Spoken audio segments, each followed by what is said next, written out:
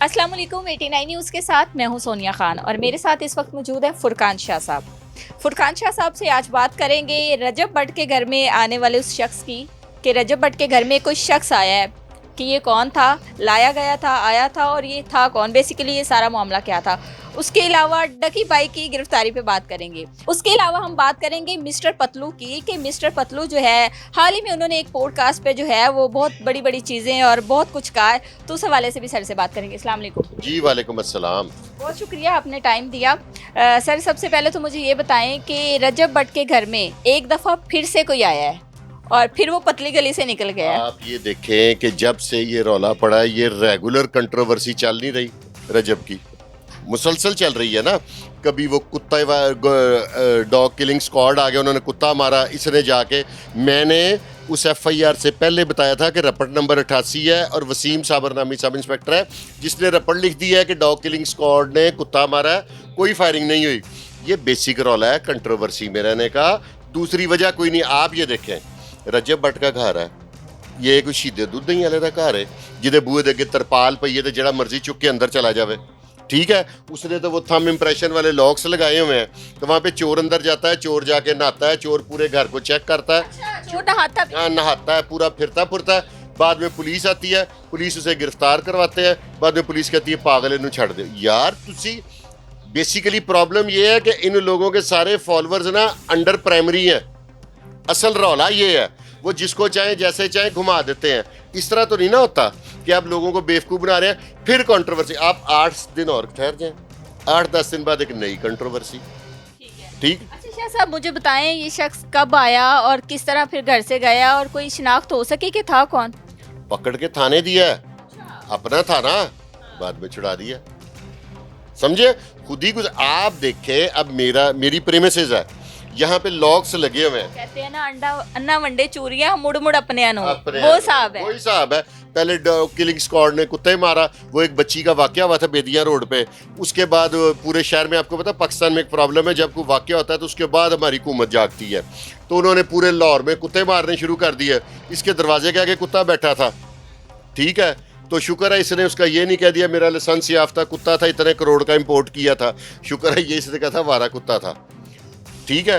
तो उसके बाद अब आपने दूसरा सवाल किया था डक्की भाई का। डक्की भाई ने पहले को क्यों अरेस्ट किया गया है, क्या वजूहात सामने आई हैं? इन लोगों का दीन ईमान पैसा, इनका कोई दीन मजहब नहीं है, ठीक है। जुए की एप्लीकेशनों की प्रमोशन करते हैं ये लोग, ठीक है। मनी लॉन्ड्रर हैं ये लोग, मनी लॉन्ड्रिंग जैसे केस करते हैं। ये पकड़ा गया, लेकिन पकड़ने का फायदा कोई नहीं ना, फिर आ जाएगा। और देखे ना वो कानून का मजाक कैसा उड़ा रहा है, हथकड़ी लगी हुई है उसे, और चिप्स खा रहा है और कह रहा है नहीं बाहर जाएं, वहां पे जाके व्यूज ज्यादा आएंगे। यानी कि ये कानून का मजाक है ना, सॉफ्टवेयर अपडेट नहीं ना किया एफआईए ने। ये जरा देखा सीसीडी को, देखे वो फिर कहेगा मेरी तौबा, मेरे बाप की तौबा, मेरी मामे की तौबा, मेरे चाचे की तौबा, पूरी फैमिली की तरफ से तौबा करेगा। ये फर्क है साइबर क्राइम और सीसीडी में। अच्छा, पतलू का हाल ही में जो है वो एक पॉडकास्ट सामने आया है, उसमें बहुत सारी चीज़ें और वल्गैरिटी के हवाले से बहुत सारी बातें हुई हैं।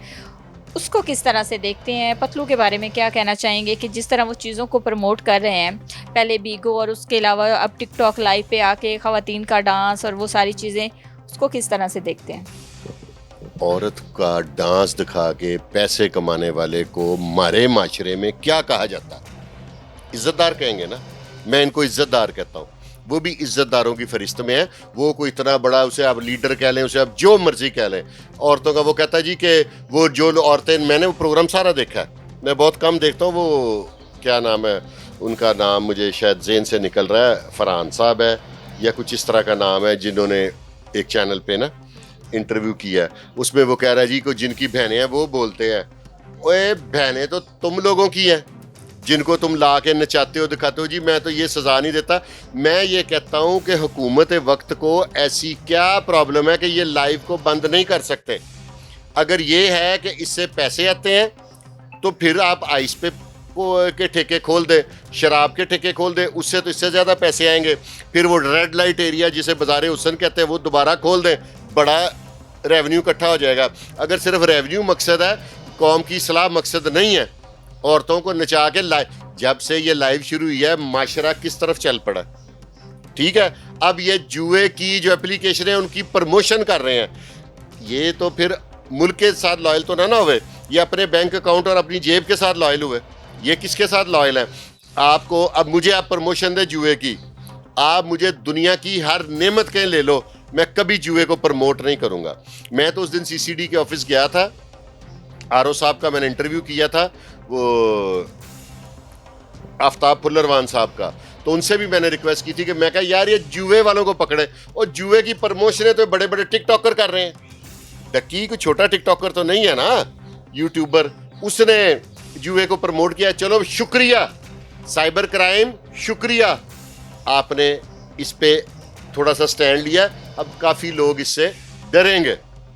ठीक है, अब रजब भट्ट है, उसने जान के, वो जैसे एक दफ़ा अल्ताफ़ हुसैन नहीं थे कराची वाले, उन्होंने कहा था मैं छोड़ रहा हूँ MQM, लोग रौला डाल रहे थे, नहीं अल्ताफ़ भाई नहीं, इसने वही ड्रामा किया। तो आहिस्ता आहिस्ता लोगों ने सचमुच इसे देखना छोड़ देना। व्लॉगिंग छोड़ेगा? कभी जिंदगी में नहीं छोड़ेगा।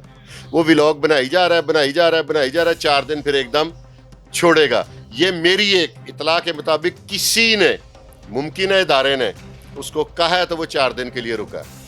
थोड़े थोड़े दिन बाद जो है, कभी घर में किसी चोर का आ जाना, कभी कुछ ना कुछ खबरों में रहने के लिए ये सारी चीज़ें जो रजब भट्ट करता रहता है, क्या वजह है कि अब व्लॉगिंग जो है वो ज़रा बंद हो गई थी, तो सोर्स ऑफ इनकम जो है वो ये सोच लिया कि अब ज़रा एक नया मौजू ले आऊँ मार्केट पे। नए से नया मौजू, नए से नया मौजू। आप देखें कि कंट्रोवर्सी, इसका नाम मैंने रखा हुआ है मिस्टर कंट्रोवर्सी। ठीक है, ये कंट्रोवर्सी के तरीके से अपने बढ़ाता है, कभी 295 के जरिए मज़हब को इस्तेमाल करके, कभी पहले स्टार्ट में माँ जी को, बहन को, फिर बीवी को, फिर मज़हब को, कोई ना कोई कंट्रोवर्सी ला के इसने अपने आप को प्रमोट करना है। और वो जो पतलू है, वो लोग उसे बड़ा मैन ऑफ प्रिंसिपल और बड़ा करैक्टर और बड़ा बासूल और बड़ा टक टक बोलता है। जिस दिन कभी ज़िंदगी में मेरे साथ मुनाजरा हुआ ना, तो उसको बताऊंगा कि जवाब कैसे दिए जाते हैं और कैसे सवाल होते हैं। वो तो मुख्तलिफ चैनल्स पे ना, क्योंकि वो लोगों को मिलियंस में जाती है, तो वो फिर मजबूर करता है, एक प्लांटेड प्रोग्राम करते हैं। हमारे साथ ज़िंदगी में प्रोग्राम होगा तो कभी प्लांटेड नहीं होगा, और फिर मैं देखूंगा कैसे वो टक टक करके जवाब देता है। क्या ख़वातीन का डांस दिखा के जो व्यूज़ लेने हैं वो अच्छी चीज़ है?